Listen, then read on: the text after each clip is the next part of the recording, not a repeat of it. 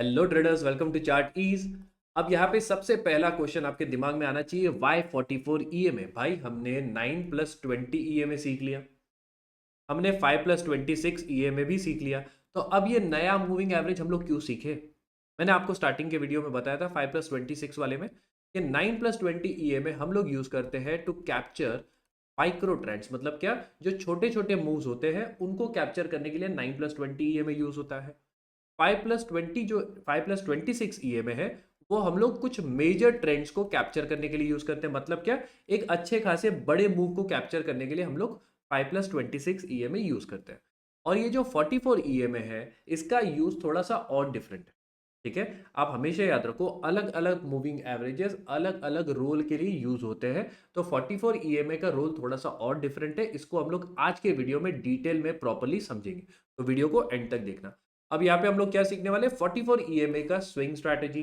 अब यहाँ पे मैंने लिखा तो है कि ये स्विंग स्ट्रैटेजी है, लेकिन मैं आप लोगों को इसी वीडियो के अंदर एक ऐसा बोनस देने वाला हूँ, एक ऐसा चेंज बताने वाला हूँ इस स्ट्रैटेजी के अंदर, जिससे आप सेम स्ट्रैटेजी को इंट्राडे के लिए भी यूज कर सकते हो, और वो भी बहुत अच्छी खासी एक्यूरेसी के साथ। ठीक है, तो वीडियो के अंदर बोनस है, वीडियो को पूरा देखोगे तभी जाके आप लोगों को समझ में आएगा। तो वीडियो को एंड तक देखो। वीडियो को अभी तक लाइक नहीं किया भाई, वीडियो को लाइक करो, चैनल को सब्सक्राइब भी फटाफट से कर दो। 3 एक्सपर्ट हैक्स है जो कि आप कोई भी ईएमए स्ट्रैटेजी अब तक जो आपने सीखी है उन सब के अंदर इसको यूज कर सकते हो, और भी एक्यूरेसी को बढ़ाने के लिए। तो सबसे पहले स्टेप पे चले, चलिए आगे चलते हैं। सबसे पहला स्टेप, सबसे पहले स्टेप में आपको क्या करना है, चार्ट के ऊपर 44 ईएमए को प्लॉट करना है। देखो, अब मैं आपको एक सिंपल सी बात बताता हूं, जब भी मैं इस वीडियो के अंदर मूविंग एवरेज बोलूं तो उसका मतलब है ईएमए। समझ में आ गया? उसका मतलब ये नहीं है कि मैं सिंपल मूविंग एवरेज की बात कर रहा हूं, मेरे जस्ट बोलने का ये तरीका है कि मैं ईएमए को मूविंग एवरेज बोल देता हूं कभी कभार। तो समझ जाना, यहाँ पे जो हमारा टाइम फ्रेम होगा, टाइम फ्रेम कौन सा होने वाला है? पहला होगा हमारा 1 आवर का टाइम फ्रेम, सेकेंड होगा हमारा 1 डे का टाइम फ्रेम, और कुछ कुछ लोग स्विंग ट्रेडिंग के लिए 1 वीक का टाइम फ्रेम यूज करते हैं। तो उस टाइम फ्रेम के ऊपर भी आप हमारी इस स्ट्रैटेजी को यूज कर सकते हो। काफी सिंपल स्ट्रैटेजी क्या है मैं आप लोगों को बताऊंगा। पहले स्टेप बाय स्टेप चलते हैं। तो सबसे पहले स्टेप के अंदर हम लोग टाइम फ्रेम देख रहे हैं। क्लियर हो गया? इंट्राडे की बात हम लोग करेंगे वीडियो के अंदर ही, बोनस के अंदर। ठीक है, अभी फिलहाल के लिए स्विंग के ऊपर हम लोग फोकस कर रहे हैं। अब जब ये चीज आपको समझ में आ गई कि टाइम फ्रेम कौन सा यूज करना है और चार्ट के ऊपर प्लॉट क्या करना है, उसके बाद हम लोग देखेंगे ट्रेंड क्या चल रहा है किसी भी पर्टिकुलर स्टॉक में। समझो, ये पर्टिकुलर स्टॉक का आपने चार्ट बना दिया या फिर चार्ट प्लॉट कर दिया, इसके ऊपर 44 ईएमए लग गया। अब हमारे चैनल पे जो सेकेंड वीडियो था, उसके अंदर मैंने मूविंग एवरेजेस के बहुत अलग अलग टाइप के यूजेस बताए थे। उनमें से एक यूज ये था कि मूविंग एवरेजेस को आप यूज कर सकते हो टू आइडेंटिफाई ट्रेंड। समझ में आ गया? आपने अगर वो वीडियो नहीं देखा, एक बार जाके जरूर देखना, बहुत ही जबरदस्त वीडियो है। अब यहाँ पे सिंपल रूल क्या कहता है कि जब भी हमारा मूविंग एवरेज ऊपर जा रहा हो, उसका स्लोप ऊपर के साइड हो, तब जो हमारा ट्रेंड है वो होने वाला है अप ट्रेंड। क्लियर? जब भी हमारा मूविंग एवरेज फ्लैट हो, अब देखो फ्लैट का मतलब ये नहीं है कि एग्जैक्ट ऐसा स्ट्रेट लाइन आने वाला, नहीं। फ्लैट का मतलब क्या, मोर और लेस इस तरीके से चल रहा है, तो इसको हम लोग बोलते हैं फ्लैट। जब भी हमारा मूविंग एवरेज फ्लैट हो ऑलमोस्ट पिछले स्लोप के कंपैरिजन में, तो वहां पे हमारा जो मार्केट का फेज होगा वो होगा साइडवेज फेज। क्लियर? समझ में आ गया? तो यहां पे आप लोगों को क्लियरली दिख रहा है कि अप ट्रेंड कहां पे चल रहा था, इस डायरेक्शन में, यहां तक हमारा अप ट्रेंड चल रहा था। यहाँ पे हमारा क्या चल रहा था, साइडवेज। एंड यहां से अगेन हमारा जो मूविंग एवरेज है वो ऊपर साइड में स्लोप करना स्टार्ट कर दिया, तो यहां से अगेन हमारा अप ट्रेंड कंटिन्यूएशन हो गया। क्लियर? तो हम लोग जब भी अप ट्रेंड होगा या मूविंग एवरेज स्लोप ऊपर साइड में होगा, हम लोग सिर्फ और सिर्फ बाइंग साइड के लिए ट्रेड्स ढूंढेंगे। यहाँ पे हम लोग कोई ट्रेड्स नहीं ढूंढेंगे, अगेन यहाँ पे हम लोग बाइंग साइड के ट्रेड्स ढूंढेंगे। ये हो गया आपका step 1, which is trend identification. Next वाले पे चलते हैं। मूविंग एवरेज जब भी स्लोप डाउन होगा, तब आपका जो ट्रेंड है वो होगा डाउन ट्रेंड। और ऐसे वाले केसेस में, ऐसे वाले स्टॉक्स में आप सिर्फ और सिर्फ सेलिंग साइड के ट्रेड्स के ऊपर ध्यान दोगे। अगर उस पे गलती से बाइंग साइड का ट्रेड बन जाता है तो उनको आप अवॉइड करोगे। क्लियर? क्यों? क्यों? क्योंकि मूविंग एवरेज आपका डाउन साइड में जा रहा है। यहाँ पे देखो मूविंग एवरेज क्या कर रहा है, ऑलमोस्ट फ्लैट है, तो यहाँ पे आप कोई भी ट्रेड लेना पसंद नहीं करोगे क्योंकि ट्रेंड जो है हमारा साइडवेज है। क्लियर हो गया? एक और चीज आप यहाँ पे देख सकते हो, अगेन मूविंग एवरेज ऊपर है, बाइंग साइड के ट्रेड्स, मूविंग एवरेज जब फ्लैट है no trading, moving average again rising है ऊपर जा रहा है तो अप ट्रेंड मतलब बाइंग साइड के ट्रेड। एक और चीज यहाँ पे ध्यान देना कि जब मूविंग एवरेज ऊपर जा रहा है तब क्या हो रहा है कि प्राइस जो है स्टॉक जो है वो भी मूविंग एवरेज से दूर दूर जा रहा है और ऊपर ऊपर बढ़ते जा रहा है। ये चीज को ध्यान रखना। यहाँ पे जब साइडवेज हो रहा है मूविंग एवरेज फ्लैट हो रहा है तो प्राइस क्या कर रहा है मूविंग एवरेज के आसपास ही घूम रहा है और कभी उसके ऊपर जा रहा है कभी नीचे जा रहा है कभी ऊपर कभी नीचे। तो ये एक और इंडिकेशन देता है कि यहाँ पे साइडवेज मार्केट चल रहा है, इस मार्केट में बाइंग सेलिंग नहीं करनी। क्लियर समझ में आ गया? चलिए लास्ट एग्जांपल, मूविंग एवरेज नीचे डाउन ट्रेंड, प्राइस उसके नीचे, अगेन एक कंफर्मेशन, यहाँ पे प्राइस ऊपर आई फिर नीचे गई फिर ऊपर आई फिर नीचे गई, यहाँ पे टोटली साइडवेज हो गई। समझ में आ गया आप लोगों को? तो इस फेज को हम लोग टोटली अवॉइड करेंगे। अब चलते हैं भाई स्टेप नंबर 2 के ऊपर। सबसे इंपॉर्टेंट स्टेप है क्योंकि इसके अंदर कुछ हम लोग नई चीजें सीखने वाले हैं। तो ट्रेडर्स अगर आप सिस्टमैटिक तरीके से स्टेप बाय स्टेप मैनर में इंट्राडे ट्रेडिंग सीखना चाहते हो तो आप हमारा intraday trading mastery programme purchase कर सकते हो। डिस्क्रिप्शन में आपको लिंक मिल जाएगा। इसमें आप 3 स्ट्रैटेजी सीखोगे इंट्राडे स्टॉक ट्रेडिंग के लिए। और ये सिर्फ स्ट्रैटेजीज नहीं है, इसके अंदर पूरा का पूरा मैंने सिस्टम बताया हुआ है। कहाँ पे आप एंट्री करोगे, कहाँ पे आपका स्टॉप लॉस होगा, आप ट्रेल कहाँ पे करोगे, आपका टारगेट क्या होगा, सारी चीजें A to Z मैंने उसके अंदर कवर की है। आपका रिस्क मैनेजमेंट, पोजीशन साइजिंग, आपका साइकोलॉजी, हर एक चीज मैंने इन डेप्थ इसके अंदर कवर किया है। 11+ आवर्स का कंटेंट है, पूरा का पूरा आप लोगों को इस कोर्स के अंदर मिलेगा। तो डिस्क्रिप्शन में लिंक है, जाके इसको आप परचेज कर सकते हो। अब फिलहाल इसकी प्राइस जो है 999 चल रही है, बहुत ही जल्दी इसकी प्राइस बढ़ने वाली है। तो भाई जल्दी से जाके इसको परचेज कर लो जब तक इसकी प्राइस लो है तब तक। अब स्टेप 2 में हम लोग करने वाले हैं वेट। किस चीज का वेट करेंगे? तो हमें वेट करना है प्रॉपर कंफर्मेशन का, प्रॉपर सिग्नल मिलने का। जस्ट बिकॉज हमारा मूविंग एवरेज राइज कर रहा है, ऊपर जा रहा है, तो इसका ये मतलब है क्या कि कहीं भी रैंडमली मैं एंट्री कर लूंगा? गलत। अगर आप रैंडमली एंट्री करोगे just because moving average slope कर रहा है ऊपर साइड या नीचे साइड, तो उसमें आपको फेक सिग्नल्स मिलेंगे और आप कहीं ना कहीं अपने स्टॉप लॉसेस को हिट करवाओगे। तो आपको एक सिंपल तरीका यूज करना है यहाँ पे, जिसको हम लोग बोलते हैं कैंडल स्टिक पैटर्न्स। ठीक है, मैंने आप लोगों को देखो 9+20 और 5+26 ईएमए की स्ट्रैटेजीज थी, उनमें आपको बताया था कि मूविंग एवरेजेस की बेस्ट एक्यूरेसी, बेस्ट सेटअप तभी बनते हैं जब उसको आप कंबाइन करोगे विथ कैंडलस्टिक पैटर्न या फिर प्राइस एक्शन। तो हम लोग यहाँ पे प्राइस एक्शन और कैंडलस्टिक पैटर्न दोनों को यूज करने वाले। समझ में आ गया? आपको क्या करना है, सिंपली आपको ये देखना है कि कब ये मूविंग एवरेज साइडवेज होता है, सबसे पहला। उसके बाद क्या आपको चाहिए कि जब प्राइस टाइम पास करके मूविंग एवरेज के पास से एक राइज करे। देखो हम लोग स्विंग ट्रेडिंग की बात करें तो ज्यादातर एग्जांपल्स जो है मैं आपको बाइंग के भी बताऊंगा, सेलिंग के भी बताऊंगा, क्योंकि बहुत सारे लोग फ्यूचर्स में सेलिंग भी करते हैं। तो दोनों एग्जांपल्स बताऊंगा, लेकिन इस पर्टिकुलर एग्जांपल में आप समझिए मैं क्या बताने की कोशिश करूं। हमें क्या चाहिए? मूविंग एवरेज साइडवेज, प्राइस कर रही है टाइम पास, वहां से प्राइस राइज करे मूविंग एवरेज को तोड़ के ऊपर, ठीक है, और यहां पे फिर से रिट्रेस करे हमारे मूविंग एवरेज के ऊपर। मतलब समझ में आ रहा है? प्राइस ऊपर गई मूविंग एवरेज के, फिर से नीचे आके मूविंग एवरेज के ऊपर सपोर्ट ले रही है।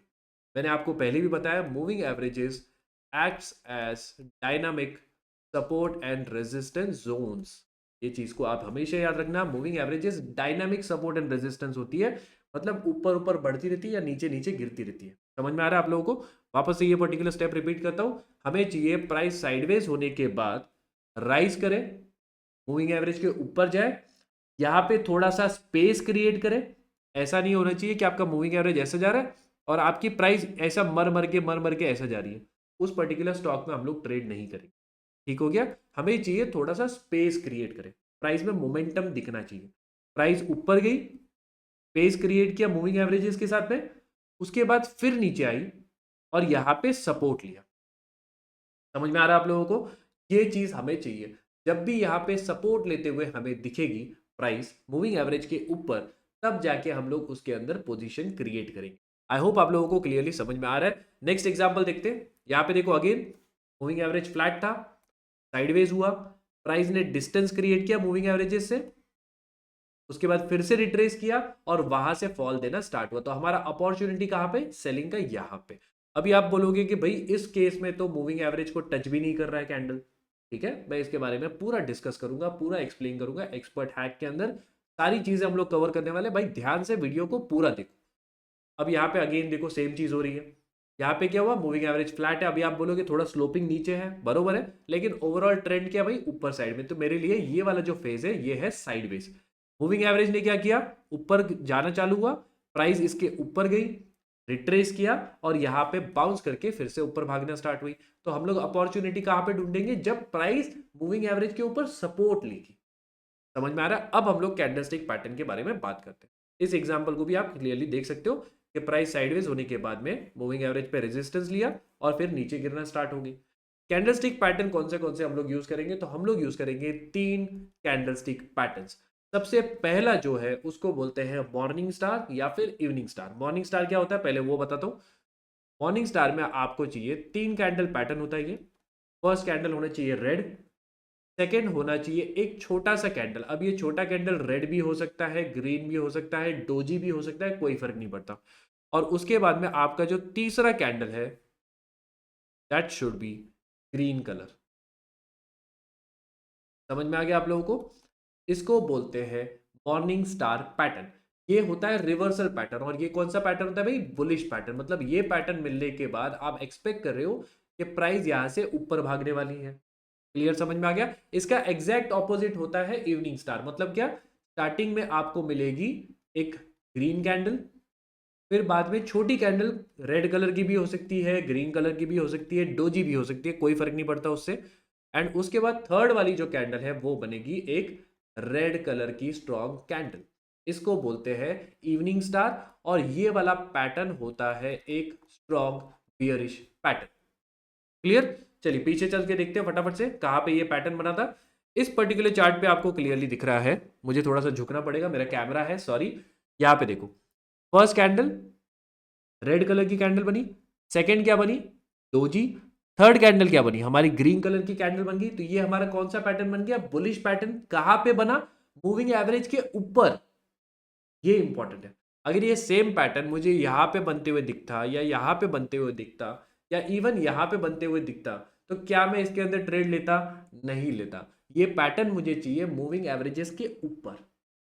समझ में आ गया। तो यहाँ पे बुलिश पैटर्न बना, हमने यहाँ पे बाइंग की, प्राइस ऊपर भागी, सिंपल। नेक्स्ट वाले पैटर्न ये देखो, यहाँ पे same evening star pattern, bullish का जो ऑपोजिट था बियरिश पैटर्न वो वाला। पहली कैंडल क्या है, ग्रीन कैंडल, नेक्स्ट कैंडल छोटी कैंडल, थर्ड कैंडल होगी रेड कैंडल। ये देखो मैंने यही बना था, ये वाला पैटर्न देखो, ग्रीन, ग्रीन छोटा वाला या रेड छोटा वाला फर्क नहीं पड़ता कलर से, और बड़ी वाली रेड कैंडल, यहाँ पे वही बन रहा है। तो ये हो गया हमारा एक बियरिश पैटर्न, जहां पे हम लोग क्या करेंगे, सेलिंग। सेलिंग कहां पे करेंगे, कैंडल के लो पे। इस पूरे पैटर्न के लो पे आप अपना सेल ऑर्डर डाल दोगे, और उसके बाद में प्राइस ने क्या किया, नीचे गिर गई। समझ में आ रहा है। तो ये हो गए 2 पैटर्न या फिर एक सिंगल पैटर्न हो गया। नेक्स्ट पैटर्न की बात करते हैं। नेक्स्ट वाला जो पैटर्न होता है, मैं इसको रब कर देता हूं। आई होप आप लोगों ने इसका स्क्रीनशॉट ले लिया, नहीं लिया तो पीछे करो थोड़ा सा और उसके बाद में स्क्रीनशॉट ले लो। सेकेंड जो पैटर्न होता है उसको हम लोग बोलते हैं एनगल्फिंग पैटर्न। एनगल्फिंग पैटर्न क्या होता है कि आपकी जो प्रीवियस कैंडल है उस कैंडल को ऑपोजिट कलर का कैंडल पूरा का पूरा एनगल्फ कर ले। एनगल्फ करना मतलब क्या, पूरा कवर कर दे। ठीक है, मतलब इसका जो लो हाइट, हाई लो जो भी है वो पूरा का पूरा अगला जो कैंडल है वो पूरा कवर कर दे और उसको दिखे ही ना वैसा टाइप में। समझ में आ गया। तो इसको बोलते हैं बुलिश एनगल्फिंग। मतलब क्या, रेड कैंडल को ग्रीन कैंडल ने पूरा एनगल्फ कर लिया। इसका एग्जैक्ट ऑपोजिट क्या होगा, बियरिश एनगल्फिंग। मतलब एक ग्रीन कैंडल को एक रेड कैंडल ने पूरा का पूरा एनगल्फ कर लिया। समझ में आ गया। इनसाइड कैंडल का एग्जैक्ट उल्टा, वैसा समझो। तो इसको बोलते हैं बियरिश एनगल्फिंग। ये हो गया हमारा बियरिश पैटर्न, ये हो गया हमारा बुलिश पैटर्न। सिंपल सा फंडा, क्लियरली समझ में आ रहा है। अब इस पैटर्न को हम लोग थोड़ा सा चार्ट पे ढूंढते हैं, कहीं पे अगर हमको दिख जाता है तो मैं आपको बताता हूं। ये जो 4 एग्जांपल्स है, 5 एग्जांपल्स है, इसी के अंदर हम लोग ढूंढ लेते हैं। चलो ये वाला देखो, ये आपको पैटर्न दिख रहा है, ग्रीन कैंडल है, सही बात है। उसके बाद देखो छोटी कैंडल आ गई, कोई फर्क नहीं पड़ता हमको। इस पैटर्न को ऐसा नहीं सोच रहा है कि एग्जैक्ट पैटर्न मिलना चाहिए, जरूरी नहीं है। थोड़ा सा ऊपर नीचे भी होगा चार्ट के ऊपर तो भी समझ लेना इसको। मैं आपको सिर्फ पैटर्न समझा रहा हूं, उसको समझो। ग्रीन कैंडल थी, ठीक है। उसके बाद में देखो 2 कैंडल के बाद में क्या हुआ, एक स्ट्रॉन्ग रेड कैंडल आई और उसने क्या किया, ग्रीन कैंडल को टोटली एनगल्फ कर लिया। अब ये एग्जैक्ट पैटर्न नहीं है, लेकिन इसका मीनिंग आप समझो। ठीक हो गया? तो इसको बोलते हैं बेयरिश एनगल्फिंग। अगेन यहाँ पे भी आप देख सकते हो एग्जैक्ट नहीं है, लेकिन ये देखो ग्रीन कैंडल और उसको पूरी तरीके से इस कैंडल ने एनगल्फ कर लिया। बीच में कुछ पैटर्न्स है, कोई टेंशन नहीं। आपका मीनिंग समझ में आ गया कि बुल्स कैंडल को, प्राइस को, बुल्स क्या कर रहे थे, जो हमारे बुल्स थे वो प्राइस को ऊपर लेके जा रहे थे ग्रीन कैंडल के साथ में, और बेयर्स ने इतना पावर लगाया कि पूरी कैंडल को ही खा गए। समझ में आ गया? इतना स्ट्रॉन्ग सेलिंग किया कि जितना बाइंग आया था वो पूरा जीरो कर दिया। क्लियर? तो ये इसका मीनिंग होता है। थर्ड पैटर्न के ऊपर चलते हैं। अब ये पैटर्न्स बहुत इंपॉर्टेंट है। देखो मुझे पता है बोर होता है बहुत लोगों को, कैंडलस्टिक पैटर्न सीखना, प्राइस एक्शन सीखना बहुत कंटाल आता है। लोगों को लगता है फटाफट से एक स्ट्रैटेजी बता दो, मैं सीख लूँ, हो गया करोड़पति। वैसा नहीं होता भाई, सिंपल सी बात है, थोड़ा सा ध्यान आपको देना पड़ेगा। अब यहाँ पे थर्ड वाला जो पैटर्न है उसको हम लोग बोलते हैं डार्क क्लाउड कवर। अब ये एनगल्फिंग पैटर्न का ही छोटा भाई होता है। इसके अंदर क्या होता है मैं आपको बताता हूँ। ये देखो, जब भी आपकी ग्रीन कैंडल, ठीक है, एक अच्छी खासी साइज की ग्रीन कैंडल है और उसका जो 50% मार्क है, 50% मार्क, ये बहुत ज्यादा इंपॉर्टेंट है, इसके ऊपर प्रॉपर ध्यान देना। ग्रीन कैंडल 50% मार्क के नीचे एक रेड कैंडल क्लोज कर देती है। एनगल्फिंग में क्या हो रहा था, पूरे रेंज को कैप्चर कर रहे थे, राइट? एनगल्फिंग में बड़ी कैंडल बन रही थी, पूरे ग्रीन को एनगल्फ कर रही थी। यहाँ पे वैसा नहीं है। यहाँ पे क्या है कि ग्रीन कैंडल का 50% का जो मार्क है उसके नीचे अगर क्लोजिंग मिल गई तो इस पैटर्न को हम लोग बोलते हैं डार्क क्लाउड कवर। क्लियर? यहाँ पे देखो इस पैटर्न को ऑब्जर्व करो, ग्रीन कैंडल है, इसका 50% यही कहीं पे होगा, और नेक्स्ट कैंडल जो है रेड कैंडल, उसने क्या किया, उसके नीचे क्लोजिंग दे दी। अब देखो ग्रीन कैंडल का लो के नीचे क्लोजिंग नहीं दी है, लेकिन 50% के नीचे क्लोजिंग आ गई, मतलब ये भी एक बियरिश पैटर्न बन जाता है। आई होप आप लोगों को क्लियरली समझ में आ रहा है। तो तीन पैटर्न हमने स्टडी किए, इसका एग्जैक्ट आप करोगे तो उसको बोलते हैं पियर्सिंग पैटर्न। मतलब क्या कि रेड कैंडल अच्छी खासी थी और उसके 50% के ऊपर, ये 50% कैंडल साइज के ऊपर हमारी एक ग्रीन कैंडल आती है, बुल्स आते हैं और उसके ऊपर उन्होंने क्लोजिंग दी। तो इसको बोलते हैं पियर्सिंग पैटर्न। नाम इंपॉर्टेंट नहीं है, आपको पैटर्न का मीनिंग समझ में आ जाए। क्लियर? समझ में आ गया तीन पैटर्न्स। अब ये पैटर्न जब भी हमको दिखेगी कहां पे, मूविंग एवरेज के ऊपर, तब जाके हम लोग एंट्री करेंगे। तो हमारा जो थर्ड स्टेप है दैट इज एंट्री। यहां पे देखो हमारा मॉर्निंग स्टार पैटर्न बना था, बरोबर है? कैंडल के हाई पे एंट्री, जो हमारा पैटर्न है उसके लो पे एसएल, या फिर इवन अगर आपका कैंडल बड़ा है ग्रीन वाला तो उसके नीचे भी आप स्टॉप लॉस लगा सकते हो। आपका जो टारगेट होगा वो एटलीस्ट आप रखोगे 1:2 और 1:3।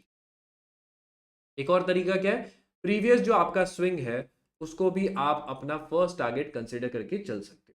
ठीक हो गया? उसके बाद में आप ट्रेल करो, कोई टेंशन नहीं है। नेक्स्ट वाले एग्जांपल में देखते चलो, स्टेप 3, प्राइस नीचे आई ऊपर गई। अब यहाँ पे मैंने क्या बोला था कि यहाँ पे हमारा सेटअप बन रहा है। अब मैंने यहाँ पे मार्क नहीं किया, मैं आगे आप लोगों को बताऊंगा कि ये सेटअप वैलिड क्यों है। आगे वाले एक्सपर्ट हैक्स के अंदर आप लोगों को एक्सप्लेन करूंगा। अभी जो ऑब्वियस सेटअप्स हमको दिख रहे हैं उनकी बात करते हैं। ये वाला सेटअप देखो, ये भी टच नहीं कर रहा है 44 ईएमए को। बताऊंगा आगे किस तरीके से हमने इसको कंसिडर किया। यहाँ पे डार्क क्लाउड कवर बन गया, रेडी कैंडल के नीचे हमने सेल किया, पैटर्न के हाई पे हमने स्टॉप लॉस लगाया। मिनिमम टारगेट 1:2, मैक्सिमम टारगेट 1:3, 1:4 आप रख सकते हो। अगेन यहाँ पे same system. Clear? Next example, यहाँ पे देखो कौन सा पैटर्न बना है भाई, यहाँ पे हमारा बना है bullish hammer pattern. Bullish hammer pattern अगर आप उसको तोड़ के देखो, देखो बुलिश हैमर पैटर्न क्या होता है मैं आपको सिंपली बताता हूँ। ये देखो मैंने आपको क्या बताया था, टेल का मतलब क्या होता है, टेल का मतलब क्या होता है भाई, टेल का मतलब होता है एक रेड कैंडल। क्लियर है? और रेड कैंडल को एनगल्फ किसने कर दिया, एक बड़ी सी ग्रीन कैंडल ने। समझ में आ रहा है आप लोगों को? देखो कंबाइन करना कैंडल्स को कितना इंपॉर्टेंट है, समझना कितना इंपॉर्टेंट है, इस चीज को समझो। तो इन दोनों कैंडल्स को जब आप कंबाइन करोगे तो आपका बन जाएगा हैमर या फिर विक रिवर्सल कैंडल। क्लियरली समझ में आ गया? तो ये यहाँ पे बना है और उसी कैंडल के हाई पे एंट्री होगी, उसी कैंडल के लो पे सेल, स्टॉप लॉस होगा, हमारा सेल ऑर्डर होगा, और हमारा जो फर्स्ट टारगेट होगा दैट इज 1:2। उसके बाद में 1:3 का भी टारगेट आप कंसिडर कर सकते हो। यहाँ पे बहुत ही सिंपल है, प्राइस नीचे आई, डार्क क्लाउड कवर बनाया और उसके बाद में आप ट्रेल करो 1:2, 1:3, 1:4। यहाँ पे देखो कितना बड़ा मूव मिला। तो ट्रेलिंग अगर करोगे तो बेटर रिजल्ट्स आपको इसके अंदर मिलने वाले हैं। अब सबसे इंपॉर्टेंट चीज आती है भाई एक्सपर्ट हैक्स। तीन तीन एक्सपर्ट हैक्स है, बाकी सारी स्ट्रैटेजीज में एक या दो होते थे। यहाँ पे 3 है, तीनों के तीनों इक्वली इंपॉर्टेंट है, तीनों को प्रॉपरली समझो। एक और बोनस भी है, वापस से रिमाइंड करता हूँ इंट्राडे के बारे में। ये देखो भाई, सबसे पहला एक्सपर्ट हैक, सबसे ज्यादा इंपॉर्टेंट, क्या लिखा है मैंने? बैंड। मूविंग एवरेजेस को बहुत सारे लोग एक सिंगल लाइन के जैसा कंसिडर करते हैं, जबकि ये लाइन नहीं होती, ये एक्चुअल में एक रेंज होती है। समझ में आ रहा है आप लोगों को? मूविंग एवरेज जो होती है ना, आपको चार्ट पे कैसे दिखती है? एक सिंगल लाइन दिखती है, लेकिन वो सिंगल लाइन नहीं होती, वो एक्चुअल में एक रेंज होती है प्राइस की। जिस तरीके से हम लोग एक सिंगल सपोर्ट लाइन ड्रॉ करते हैं या रेजिस्टेंस लाइन, तो मैंने क्या बोला? एक सिंगल लाइन नहीं है भाई, वो एक जोन है। उसी तरीके से मूविंग एवरेजेस भी जोन होती है, उनका भी आसपास का जोन होता है। तो इसको हम लोग प्लॉट कैसे करेंगे, बता दो।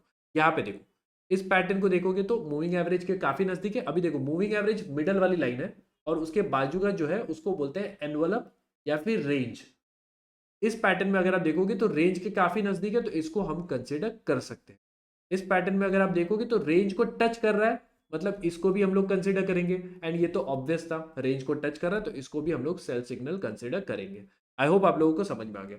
अब ये प्लॉट कैसे करें? ये जो रेंज है ऊपर और नीचे, इसको प्लॉट कैसे करना है? बहुत ही सिंपल है। आपको सिर्फ और सिर्फ दो और इंडिकेटर यूज करने हैं मूविंग एवरेजेस। ये देखो, मैंने आपको सेटिंग बता दी, सेम इंडिकेटर है 44, 44 लेंथ दोनों का सेम है। चेंजेस कहाँ पे है? हाई और यहाँ पे लो। ठीक है, आपका जो सेंटर वाला लाइन होगा, आपका जो मिडल वाला लाइन होगा ना, ये वाला ब्लैक वाला लाइन, उसके अंदर आपका जो सोर्स होगा वो होगा क्लोज, क्लोजिंग प्राइस के ऊपर ये ईएमए बनता है। आपको उसको वैसा ही रखना है। दो और ईएमए प्लॉट करने हैं, एक के अंदर सोर्स को चेंज करना है हाई से, और एक के अंदर उसको करना है लो से। तो आपका जो ईएमए है उसके ऊपर और उसके नीचे इस तरीके का एक रेंज बनते हुए आपको दिख जाएगा। समझ में आ गया आप लोगों को? बहुत ही तगड़ा काम करता है ये, आप इसको चार्ट पे एक बार अप्लाई करके देखो। ठीक हो गया। सेकंड वाला जो हमारा एक्सपर्ट हैक है, that is trading time frame और हायर टाइम फ्रेम। ऑब्वियस सी बात है, ये आप लोगों को ऑलरेडी पता है। यहाँ पे सेल साइड का सिग्नल जनरेट हुआ, लेकिन कुछ खास चला नहीं। स्टॉप लॉस हिट हुआ। देखो, मैं एक चीज तो बोलता हूँ कि कभी कभार स्टॉप लॉस इसके अंदर भी हिट होगा। कितना भी आप इसके अंदर मूविंग एवरेजेस को मॉडिफाई कर दो, जो भी चेंजेस कर दो, स्टॉप लॉस हिट होंगे। तो इस चीज को मेंटली पहले एक्सेप्ट कर लो। ये कभी मत सोचना कि स्ट्रैटेजी इतनी तगड़ी हो जाए कि कभी उस पर स्टॉप लॉस हिट हो ही ना। मैक्सिमम हमारा एम क्या होता है? हमारा एम क्या होता है कि मैक्सिमम जितने फालतू के ट्रेड्स हो या फिर जो फेक सिग्नल्स हो उनको अवॉइड कर पाए, उतना हमारे लिए बेटर है। लेकिन कुछ सिग्नल्स फिर भी हमको मिल जाएंगे जो कि हमारे ऑपोजिट डायरेक्शन में भाग जाएंगे, तो उसको हम लोग कुछ नहीं कर सकते। इस पर्टिकुलर केस में क्या हुआ उसको देखो। यहाँ पे क्या हुआ? प्राइस नीचे गई तो हमारा डिस्टेंस भी क्रिएट हो गया, प्राइस फिर से ऊपर आई रिट्रेस करके, और यहाँ पे क्या हुआ? एक पैटर्न बनाया जिसको हम लोग बोलते हैं इवनिंग स्टार पैटर्न। बरोबर है, नेगेटिव पैटर्न। प्राइस थोड़ा नीचे आई, लेकिन टारगेट से जस्ट पहले रिवर्स हो गई, कोई टेंशन नहीं। लेकिन हम इस पर्टिकुलर ट्रेड में एंट्री नहीं लेते, रीजन क्या है ना, इसका हायर टाइम फ्रेम।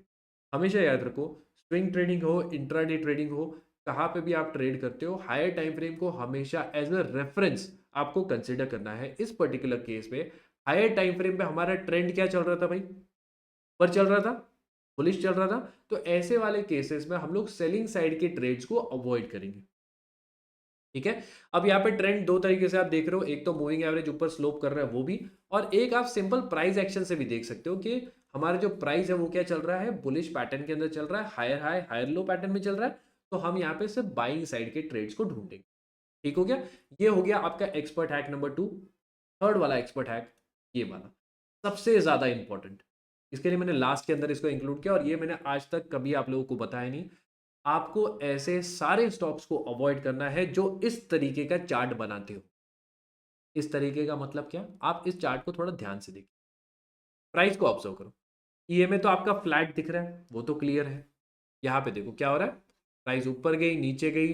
प्राइस के पैटर्न को देखो, प्राइस के स्ट्रक्चर को देखो। बेसिकली स्ट्रक्चर दिख रहा है आप लोगों को किस तरीके का बना हुआ है? मतलब क्या? Totally sideways. ये तो एक चीज हो गई। सेकंड, एक और चीज आप ऑब्जर्व करो कि यहाँ पे बहुत सारे कैंडल्स में ऊपर साइड नीचे साइड, ऊपर साइड नीचे साइड, विक्स कंटिन्यूसली बन रहा है। ऐसा नहीं कि कुछ कैंडल्स में बन गया फिर रुक गया, नहीं, कंटिन्यूसली भर भर के कैंडल्स में ऊपर साइड भी विक्स बन रहे हैं, नीचे साइड भी विक्स बन रहे हैं। मतलब क्या? विक्स का मतलब होता है भाई इनडिसीजन। जब दोनों साइड में विक्स बने, ऊपर भी और नीचे भी, इसका मतलब होता है इनडिसीजन। और ऐसे वाले स्टॉक्स पे जिनके अंदर बड़े प्लेयर्स को ही कंफर्म नहीं है कि करना क्या है, हमें उतर के क्या करना है, समझ में आ गया। तो ऐसे स्टॉक्स जिनका स्ट्रक्चर, जिनका चार्ट विक से भरा हुआ दिखे आपको, वो टोटली आप अवॉइड करो। आप इंट्राडे की बात करो तो भी अवॉइड करो, आप स्विंग की बात करो तो भी इसको अवॉइड करो। ठीक है, ऐसे स्टॉक्स हमको चाहिए नहीं। ठीक है, बहुत सारे अच्छे अच्छे स्टॉक्स हैं जिनके अंदर क्लीन स्ट्रक्चर बनता है, क्लीन कैंडल्स बनती है, उनके अंदर ट्रेड करने के बारे में सोचो। ऐसे स्टॉक्स को टोटली अपनी वॉच लिस्ट से बाहर निकाल दो। आई होप आप लोगों को ये वाला पॉइंट क्लियर समझ में आ गया। अब चलते हैं भाई बोनस के ऊपर। सबसे इंपॉर्टेंट चीज, अगर आप इस पर्टिकुलर स्ट्रैटेजी इंट्राडे में यूज करना चाहते हो तो थोड़ा सा चेंजेस आपको कर। हमने क्या देखा था कि जब भी हमारा मूविंग एवरेज स्लोप ऊपर साइड होगा तब हम लोग बाइंग साइड की ट्रेड देखेंगे। वो यहाँ पे भी वैलिड है, सेम चीज यहाँ पे भी वैलिड है इंट्राडे चार्ट पे। अब इंट्राडे के लिए आप 5 मिनट 15 मिनट कोई भी टाइम फ्रेम यूज कर सकते हो, कोई तकलीफ आपको यहाँ पे नहीं होने वाली। लेकिन यहाँ पे एक और बेटर सिग्नल आपको कब मिलेगा ना, जब आपकी प्राइस एक्चुअल में साइडवेज होके एक स्ट्रॉन्ग बुलिश कैंडल, जैसे कि हम लोग 9+20 ईएमए में देख रहे थे, उस टाइप का जब पैटर्न बनेगा, तब आपको इसमें बेस्ट सिग्नल मिलने वाला है इंट्राडे के लिए। क्लियरली समझ में आ गया। तो ये क्या हो रहा है, start of a new trend, ये स्टार्टिंग है, यहां से प्राइस भागना स्टार्ट हो रही है। तो छोटा स्टॉप लॉस, बड़े टारगेट आपको यहाँ पे मिल जाएंगे। आपको इतना मगजमारी नहीं करना है, सिंपल रखना है। तो आप क्या करो, जिस तरीके से स्विंग के लिए इसको यूज कर रहे हैं, जिस तरीके से हम लोग इसको स्विंग के लिए यूज कर रहे हैं, सेम तरीके से इसमें यूज करो। जब भी स्लोप ऊपर साइड हो और आपकी बुलिश पैटर्न आपको बनते हुए दिखे, तब आप इसके अंदर ट्रेड करिए। क्लियरली समझ में आ गया। आई होप आप लोगों को वीडियो पसंद आया होगा। भाई वीडियो पसंद आया, वीडियो को लाइक करो, चैनल को सब्सक्राइब करो। मिलता हूं मैं आप लोगों से नेक्स्ट वीडियो में, तब तक के लिए हैप्पी ट्रेडिंग।